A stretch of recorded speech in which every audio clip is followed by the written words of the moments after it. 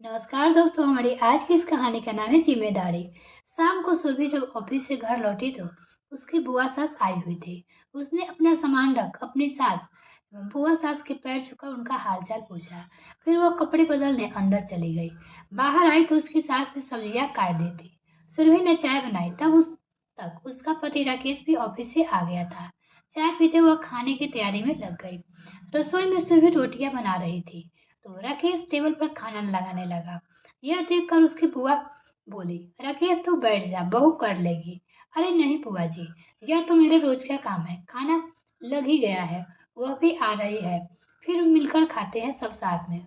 उसकी बात सुनकर बुआ का मुंह बन गया।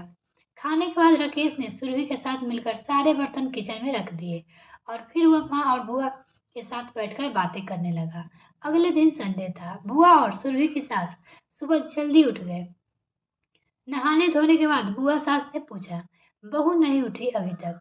यह सुनकर सुरभि की सास बोली, नहीं जीजी, आज संडे है ना, तो थोड़ी देर में उठेगी। यह क्या बात हुई भला? घर की बहू बेटिया को तो जल्दी उठना चाहिए ना। अरे जीजी, वह 5 बजे उठ जाती है और रात तक लगी रहती है। आराम कहाँ बेचारे के हिस्से में है। आज तो नींद पूरी कर ले। वह चाय बनाने चली गई। सुरभि उठकर जब बाहर आई तो उन दोनों को चाय पीते देखकर बोली, अरे मम्मी जी, आपने मुझे उठाया क्यों नहीं? मैं बना देती चाय। कोई बात नहीं बहू, तू और काम कर ले। काम वाली का भी फोन आया था, वह आज नहीं आएगी। कोई बात नहीं मम्मी, कर लेंगे हम मिल बांट कर। बहू मेरे लिए तो खाना नहा धोकर ही बनाना। हाँ हाँ बुआ जी, मैं सफाई कर नहा धो के ही आपके लिए खाना बनाऊंगी। तब तक राकेश बाहर आ गया था। सुरभि ने जब उसे काम वाली के बारे में बताया तो वह बोला, अच्छा ऐसा करो, तुम झाड़ू लगा, मैं पोछा लगा देता हूँ, काम जल्द हो जाएगा। नहीं तो तुम अकेली कब तक लगी रहोगी, नाश्ते में देरी हो जाएगी। अरे राकेश, तू झाड़ू लगाएगा, यही तो औरतों का काम है। बुआ जी हंसते हुए बोली, बुआ जी, इसमें आदमी और औरत कहाँ से आ गए? काम तो काम ही है ना। जब सुरभि घर के बराबर जिम्मेदारी उठा रही है तो उसके साथ मिलकर छोटा मोटा काम करने में कोई बुराई नजर नहीं आती मुझे। छुट्टी मेरी ही नहीं, उसके लिए भी तो है ना आज। भाई ये आजकल की लड़की को तो बात मुझे समझ ही नहीं आती। अपनी औरतों से नौकरों की तरह करवाते हैं और फिर खुद घर के काम करते हैं। कब बुआ की मुंह बनते हुए अंदर चली गई। नाश्ते के बाद सुरभि ने कपड़े धोए तो राकेश ने कपड़े सुखा दिया। दोपहर तक सब काम हो गए थे।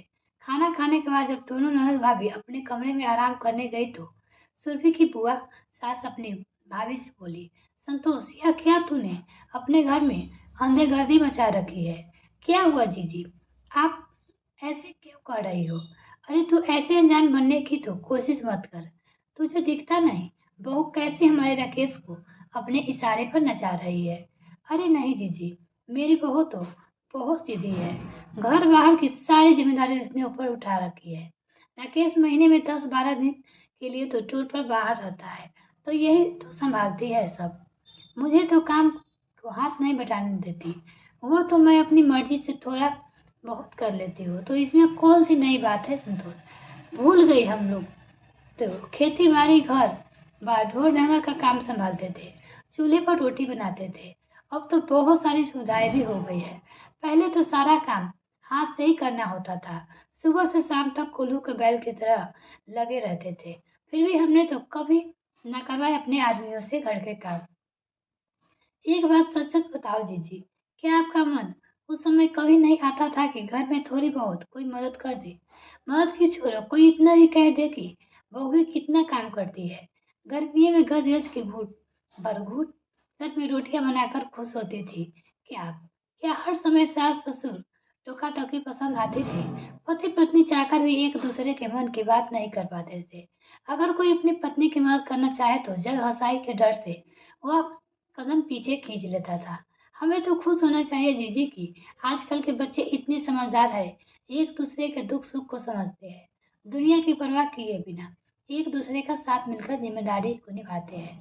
मुझे तो इसमें गलत नहीं लगता। जो दुख हमने उठाए, जरूरी है कि हमारी बहू भी वही सब उठाए। समय के साथ बदलना ही सही है जीजी। कहो तो सही रही है संतोष। उस समय जी तो मेरा भी बहुत करता था कि तेरे नंदोई थोड़ी बहुत मदद कर दे। चूल्हे पर रोटी कहाँ बनती थी मुझसे। शादी इतनी जल्दी हो गई थी कि इतनी बार हाथ जले मेरे। पर सास को कहा तरस आता था। हाथ मोड़ मेहनत करके ने बाद कभी बड़ाई नहीं मिली। सुख की कभी तो दो रोटी ना खाई और आज भी वही भूल कर रही थी। मेरी बातों में मेरी आंखों में बंदी पुरानी पट्टी खोल दी। घर गृहस्थी की गाड़ी तभी सुचारू रूप से चलती है जब पति पत्नी जिम्मेदारी को मिलकर पूरा करे। एक एक कंधे पर सारा भार डालने से तो वह डगमगाएगी। कहते हुए बुआ जी की आंखों नम हो गई। मिलते हैं फिर नेक्स्ट फ्रेंड, तब तक के लिए bye. Thanks for watching this video.